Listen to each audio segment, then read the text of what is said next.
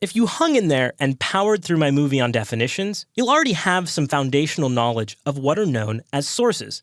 But because sources are instrumental in how you look at your data, I want to take a minute to review them with you in a bit more depth. So I've gone ahead and pulled up a channels report, and I've scrolled down and pre-selected the primary dimension source. Here on the left-hand side, we can see the sources that are associated with our traffic. This is going to include things like Google, Direct, YouTube, mail.googleplex.com, analytics.google.com, and so on. You see, every person that visits your site has an origin. Even if they arrive to your site directly, that, in and itself, is an origin. They came directly to your site because they knew about it somehow. And this is important because as you begin to unravel your data, I want you to start thinking things through using the context of the source that this traffic has arrived from. You see, every source is going to have a different type of user. Someone who comes in through Google obviously found you through a search query, and therefore, the way that you look at how they navigated your site is very important. If they came in from Google, did they find what they were looking for? Did they stay on the page? Did they leave quickly? You'll notice that these columns contain various data points, such as percentage of new sessions, bounce rate, pages per session, average session duration, and if you have included e-commerce goals, you can see your transactions and revenue. Now you'll notice that these numbers vary by source.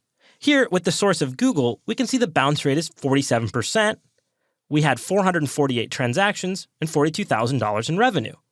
You can see direct traffic yielded a 44% bounce rate, 984 transactions, and $232,000 in revenue. But if you look at YouTube, you can see that YouTube, while it drove a significant number of sessions, 12,314, it had a 66% bounce rate. And the bounce rate is the percentage of people who leave after the first page. So 66% is pretty high. You'll notice that they also only spent about 53 seconds on the site and only yielded one transaction. This is helpful in beginning to understand what's going on with this particular source. YouTube is driving a lot of traffic, but the traffic clearly isn't high quality, or the place that the traffic is arriving is not set up to convert this traffic into the goal that we've aligned for them. At a whole, this data may not tell an entire story. And that's why as we go through this course, we'll learn how to add in dimensions and segments to better understand where the bulk of this problem exists. In the case of this 66% bounce rate, I'd like to better understand where this traffic landed on the site and what happened on that specific landing page. Also, I'd be curious to figure out what areas of YouTube were driving this particular traffic, and that way I can better understand if there's a problem with the way the origin is sending the traffic.